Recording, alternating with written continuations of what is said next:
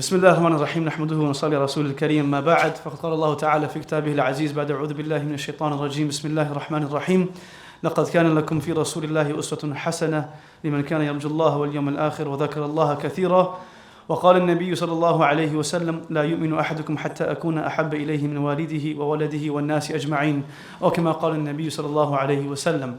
So before we go into the first topic, the question that most people would have on their mind is, what is the difference between Shamail and Seerah? Is there a difference? Are they the same thing? Anyone want to give an answer? Is there a difference between Shamail and Seerah? Go ahead.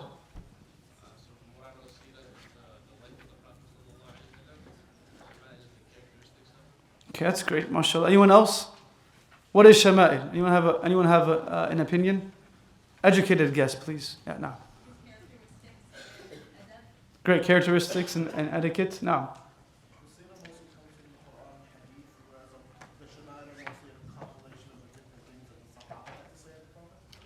Okay. Not necessarily, but yes. So the Shama'il, the Seerah has to do with his life, his journey, his different expeditions, all of the different parts of his history. And Shama'il has to do with his adat. Adat means his personality.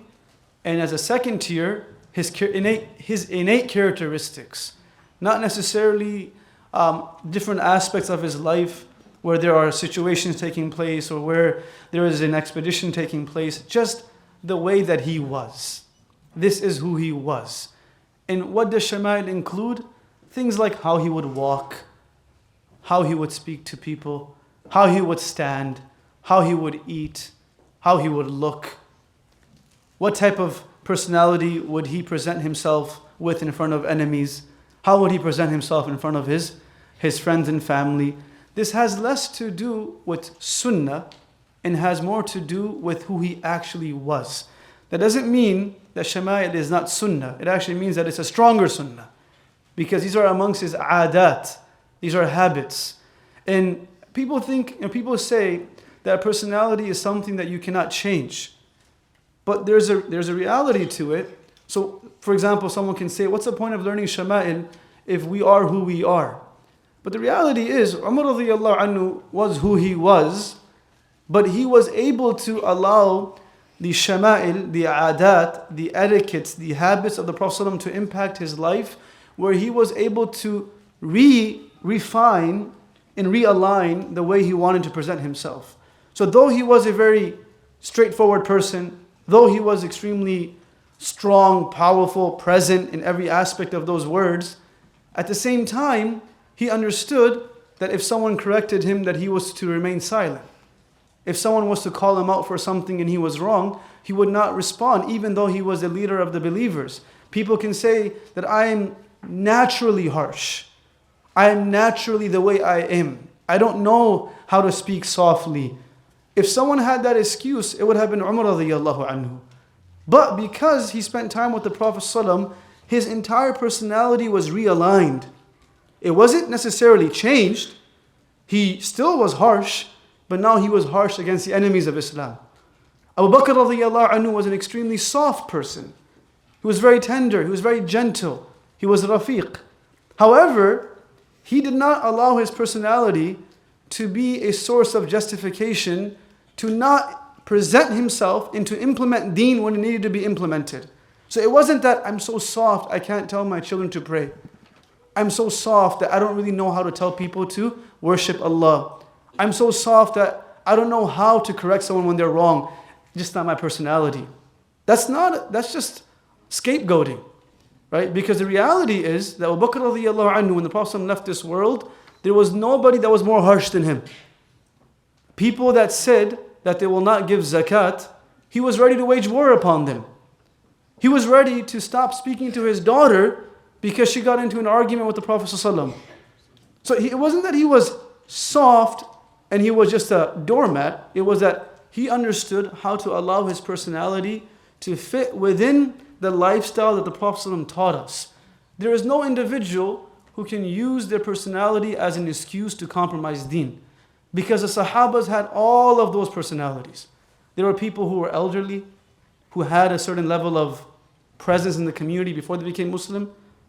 They were able to subdue their egos. They were people who were nobodies. They were able to increase themselves and not have a complex or insecurities.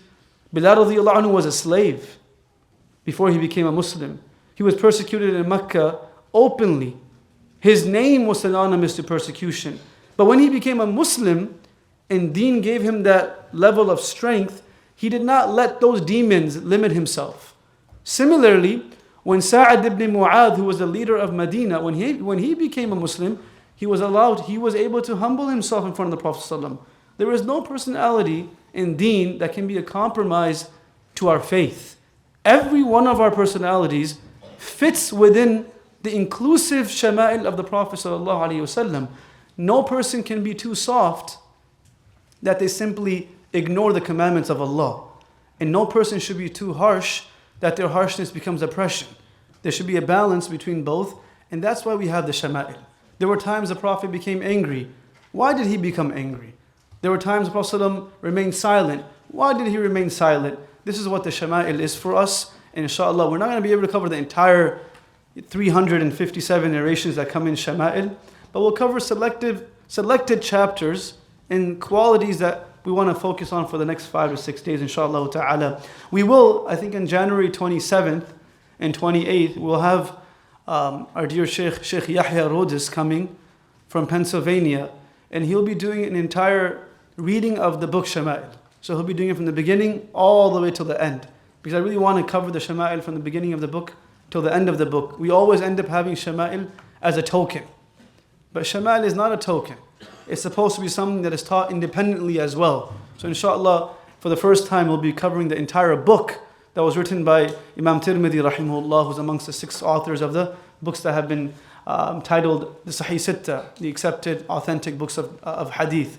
So for now, inshallah, I'll start off speaking about one quality, and we have about 15-20 minutes, so not going to be able to cover as much as perhaps as we wanted, but hopefully enough to take something away from today's session.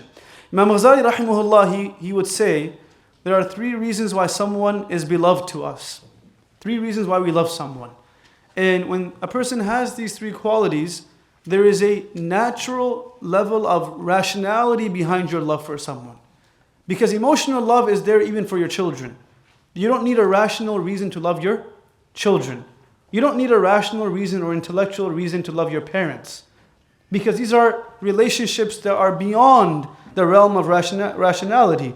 Similarly, we don't necessarily need rationale on why we love the Prophet ﷺ, but through this perspective and this lens, what Imam Ghazali rahimahullah is proving, that even if we were to use the most rational reasons on why we love, there would be no one that we should love more than the Prophet ﷺ. When the Prophet ﷺ said that no one is a believer until they love me more than they love themselves, this is not something which we are bound to because there's an emotional attachment and that is it. No, it's actually something that it makes sense.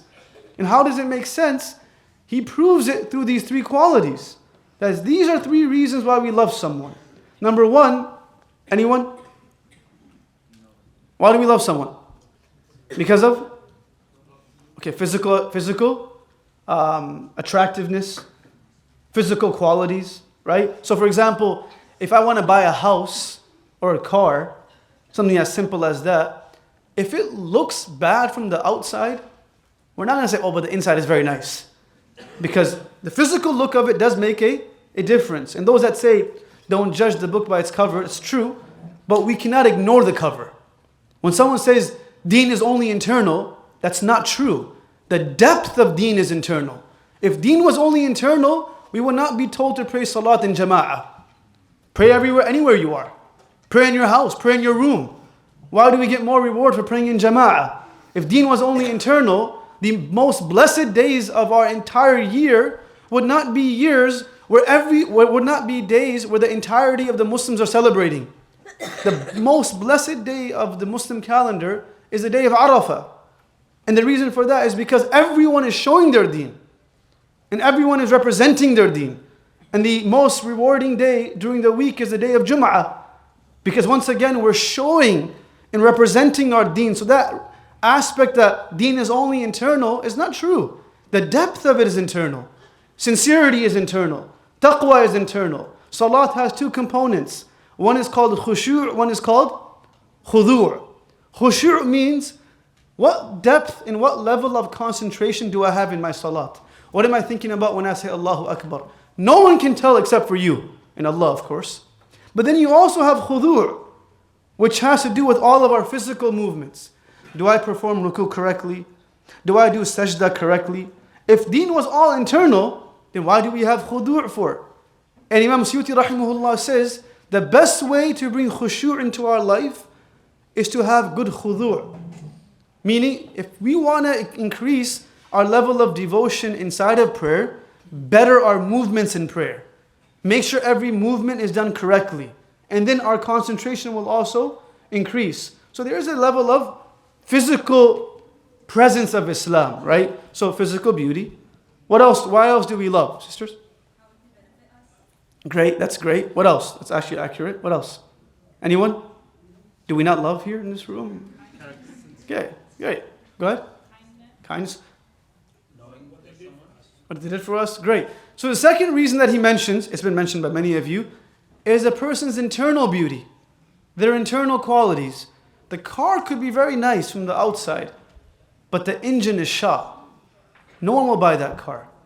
The person could look very nice from the outside, but they're devilish from the inside. Meaning their external is beautiful, but internally they're filled with vices and evil feelings, hasad, arrogance. No one wants to be around that person. The Prophet says, "As-sakhiyu qareebun min an-nasi wa qareebun min Allah, wal-bakhilu ba'idun min an-nasi wa ba'idun min Allah." A generous person will always be close to people, and that person will also be close to Allah. Whereas a stingy person will be far from people, and they'll be far from Allah. Meaning, internal qualities do attract. A person that is kind to me, I will love them more. A person that shows me love, I will also love them. So internal qualities. And number 3, someone just mentioned, is based upon how much that person does for us. And how much that person sacrifices for us. How much that person puts themselves in the line for us. If the person doesn't do that, and I still love them, that's not rational. That's emotional. That's called junoon. That's called craze. That I keep calling this person, they don't call me back. Well, that's because you're what? In a state of emotional craze. This is Layla and Majnoon stuff. That's not true love.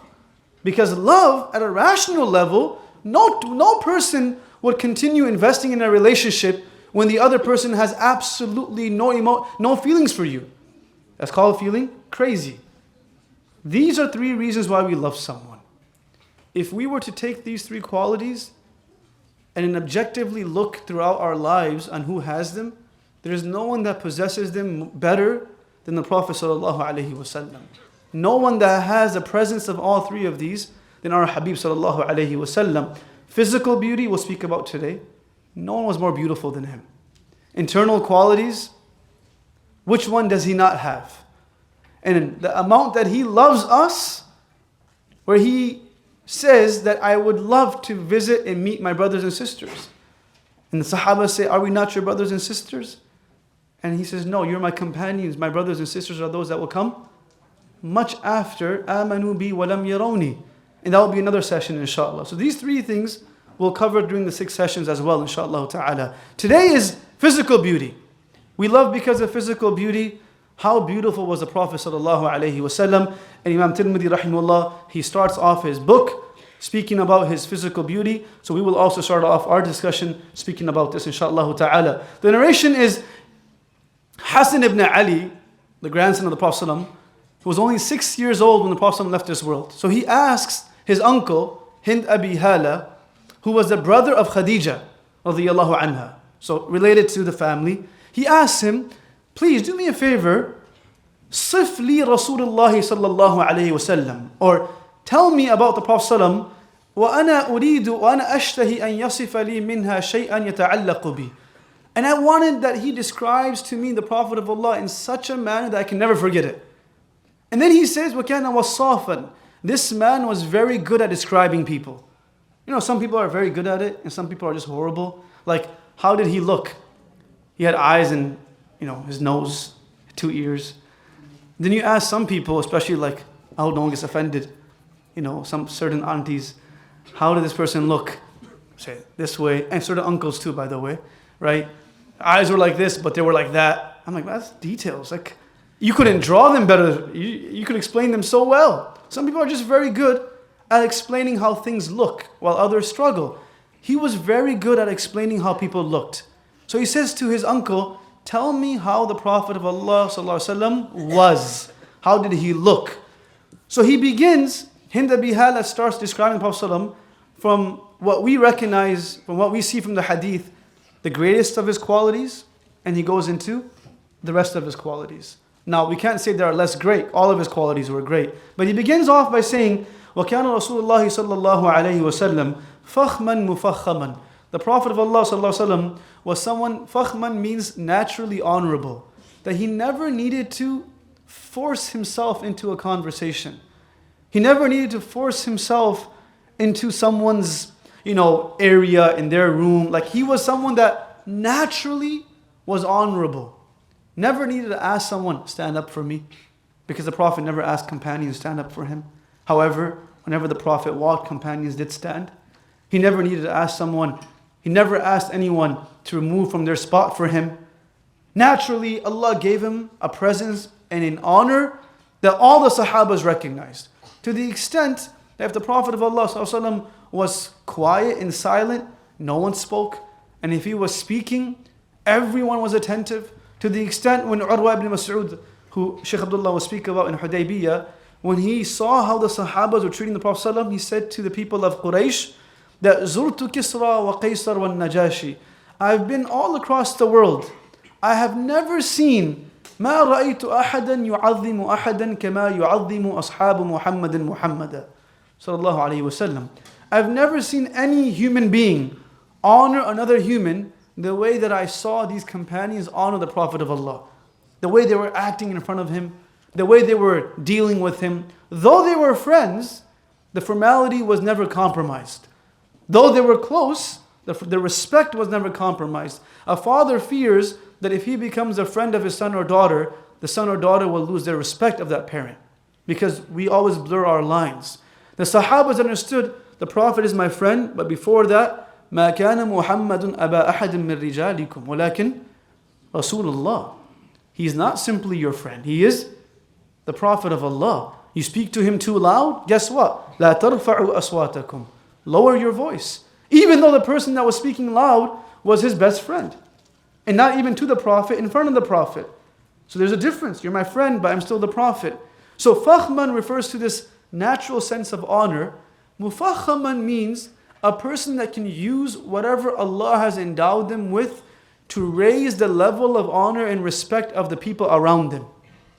That was the Prophet's greatest miracle, where everyone around them increased in their level of value, in their level of respect, in their level of presence. Deen and the Sunnah of the Prophet has never entered into a home and depreciated the value of that home.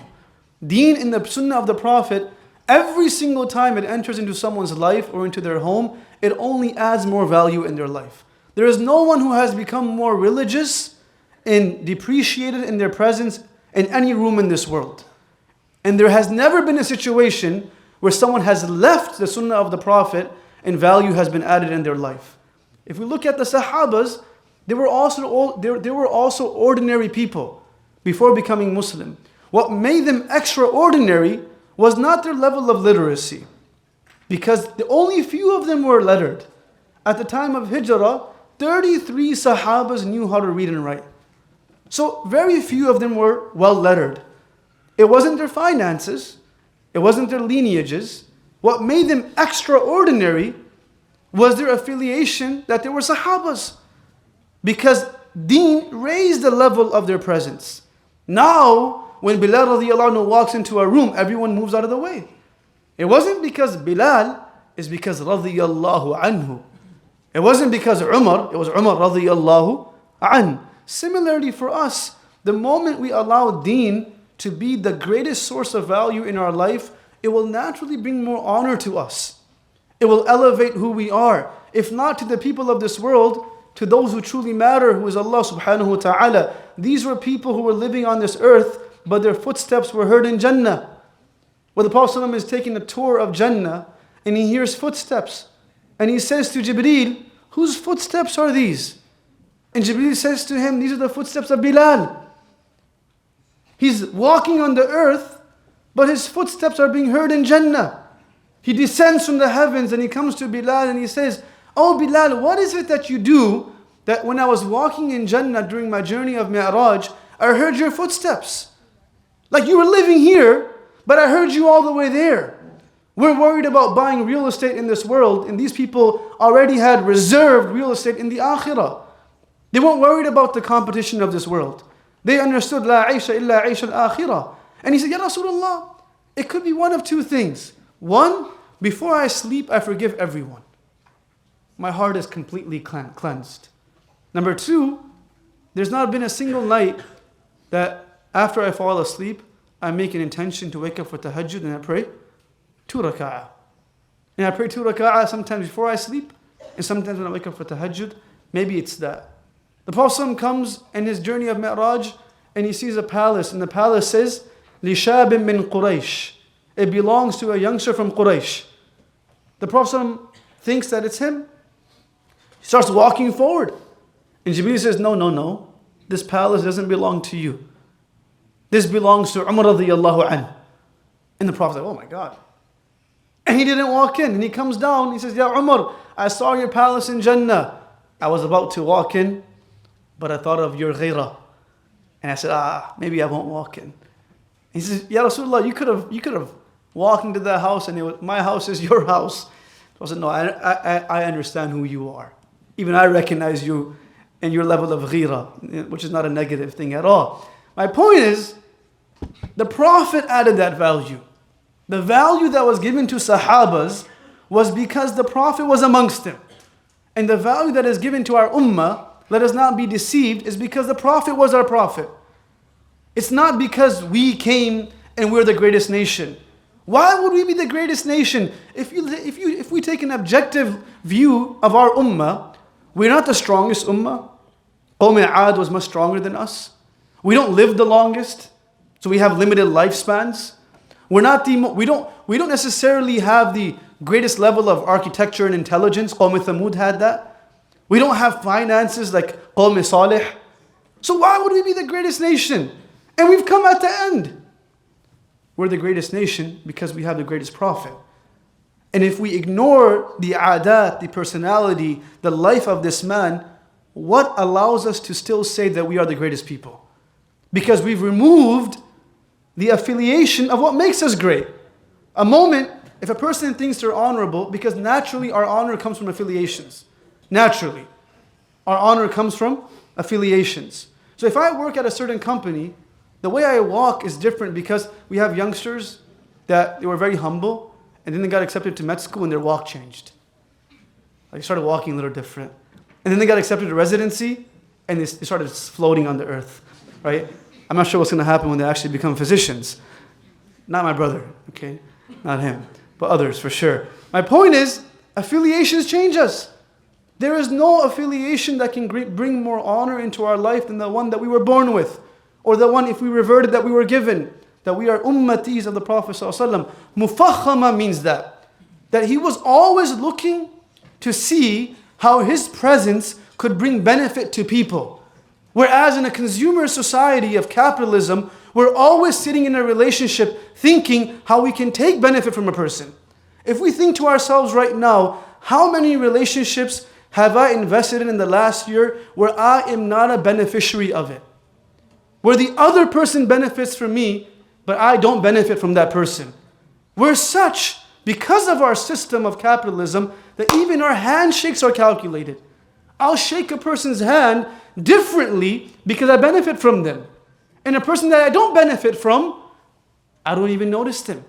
The person that I invite to my weddings is not because they're close to me, it's because I can benefit from them. It's not because I benefit them, they benefit me. It's always about how can I benefit. Therefore, relationships don't last. Even in a relationship of a husband and a wife, if both are always looking to see just to do the bare minimum, that relationship doesn't last. The Prophet was always looking to see how his presence could bring benefit to the other person. That's mufakhama. And we're the opposite.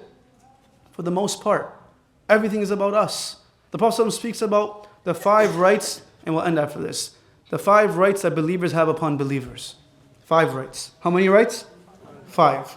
Now I want you to think about these 5 rights for a second after I say them, and ask yourself, do any of these rights benefit me? When we say right, the word is haqq in Arabic. Haqq means fard, means it's an obligation. So it's not a sunnah. It's not a good thing to do. It's what? Like praying fajr. You have no choice. If we don't do it, we get in trouble for it. Allah forgives us. 5. Number 1, he says, Raddu salam. Someone says salam to us, you have to what? Respond to their salam. And to respond to their salam makes you equal. To respond in a manner which is better gives you more reward. So the person says salamu alaikum, you say what? Wa rahmatullah. They say wa rahmatullah, you say wa barakatuh. That's one layer. Imam Al-Ghazali says the second layer is, someone says the whole thing, you can still do better. You smile at them. You shake their hand with more passion and love. The way you look at them changes. The Prophet will look at people, and just by looking at them, that person's whole life will change. Because of the fact that the person knew the Prophet loves me. There was nothing else. And that look was enough for that one youngster. There was no, more than 40 people, Imam Suyuti rahimahullah says 40 people. Others say 70 people, Ibn Hajar, became Muslim just by seeing the Prophet of Allah. Just by seeing him. And the way he was. So, Raddu salam doesn't benefit me. It benefits, but it's a fard.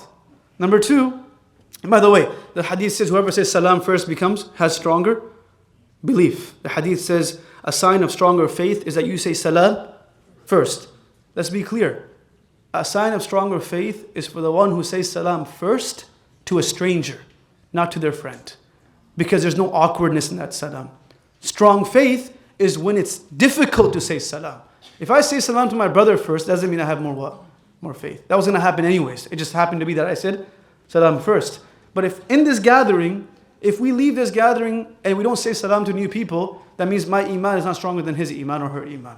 Right? It's about new people, not old affiliations. That doesn't do much in regards to who has more iman. Number 2 is ijabatu da'wah, responding to someone's invitation. Now, responding to someone's invitation is a fard. You have to respond.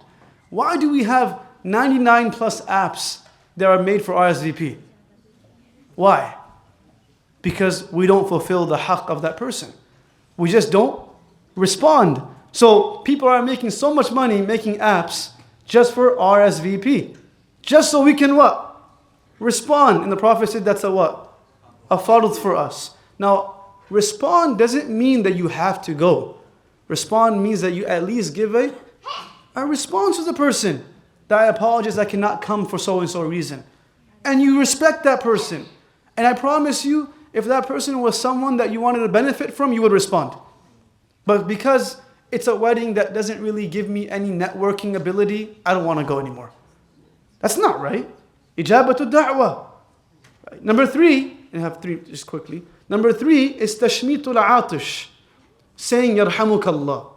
So the person says alhamdulillah, we say yarhamukallah or yarhamukillah. That you make, what does yarhamukallah mean? May Allah forgive you. It's a dua. May Allah have mercy. May Allah's love be upon you. So Imam Suyuti says the 3rd right upon a believer is that you make dua for them behind their back. Because yarhamukallah is a what? Is a dua. That you make dua. Are you making dua for yourself? You're making dua for someone else. They're a beneficiary. We struggle to do these 3 things for the people that we actually love. Forget those who we don't know. The 4th one is iyadatul marid, visiting those who are sick. Now, how will we visit those who are sick if we don't even recognize their absence? And the reason we don't recognize their absence is because their presence meant so little to us. That's the only reason. Because someone that you benefit from, if they're not there, you recognize right away. You text them, right? Is everything okay? Oh, you're sick, I'm going to come visit you. We live in a time, or we live in an era, all of us, myself included, that it will be difficult for us to say no to a wedding But very difficult. It will be very difficult for us to say no to a wedding, and very easy for us to say no to a sick person. A wedding gives us, visiting a sick person takes from us. Psychological reserve. Makes us a little bit what? Brings us down. It brings you down, but it brings the other person happiness. It's the other person's the beneficiary, not me. It's harder for us to do. The Prophet ﷺ recognized the person who used to sweep the masjid, famous narration. Her name is unknown. She would sweep the masjid at night time. The Prophet recognized that she wasn't there the next day. And he asked about her. Well, the only reason he recognized her because he appreciated her presence. If we can't appreciate someone's presence, be it your own siblings, we will never appreciate their absence. And because we don't appreciate their presence, them being sick or not being sick doesn't affect me, so why should I visit them? Ayadatul marid. We're living in it. We will visit someone that is sick if it means that a photo will be taken and it will help my career. But we won't visit someone where there's no one taking a picture. So are we doing it for their benefit or are we doing it for our benefit? That's ayadatul marid. And if we're young, not the elders, youngsters. If we're young and we know how to visit our friends for different things and we can't visit the elders in our community when they're sick, we have to check our iman. There's people who are sick in the community that are sitting in nursing homes for months and no Muslim visits them. Ayadatul marid. Visit people who are sick is a fard. Forget strangers, our own family members. And the fifth, which is the hardest but the strongest demand, is ittiba'ul janaiz. Going for janazas. So we hear about a janaza within our masjid, our community, going for it. Making sure we're there for it. Now what if we can't go? What if we can't? What's the second option? At least recognize the person's hardship. Call them, text them, tell them that you're there for them. That's the least we could do. That is ittiba'ul janaiz. Janazas, we can count on our hand how many we went to in the last year. We can count on our hand probably, some of us, including myself. Wedding invitations, graduations, we'll need multiple hands to count. Because janazas take from us. They take from our day, they take from our flow, they take from how we feel. It's hard to do it. My dear friends, mufakhama means using everything that Allah has given us to also benefit those that are around us. That's what mufakhama means. It means that we are a source of benefit to general people, not only to ourselves. The Prophet was able to create sahabas because he used the talent that Allah gave him to benefit them. What is a talent if it only benefits me and my family? It's not really a talent anymore. One is to be stingy with our wealth. The other is to be stingy with our advice. Why do people who want to go into a program have to beg for advice from our community members? We should be generous with it. If someone wants to start a startup company, we should be generous with our advice for them. That's called mufakhama. Using what we have to benefit those that are around us. When this man, Hind Abi Hala, begins to describe the Prophet, he begins with this quality. That he was naturally honorable, but he did not confine his honor to himself. Everything that he had, he used to make others more honorable. He used to make others such that even when he left this world, they were the greatest men and women in the world. Even when he was gone. And the same is for us till today. May Allah make us amongst those people that can use whatever we have. First of all, this is the flow chart. We attach ourselves to the sunnah of the Prophet. We become more honorable. We become more valuable. And after becoming more valuable, becoming more honorable, we use it to dispense within the people around us. May Allah make us amongst these people. Jazakallah khair. Inshallah, per maghrib. Assalamu alaikum wa rahmatullahi wa barakatuh.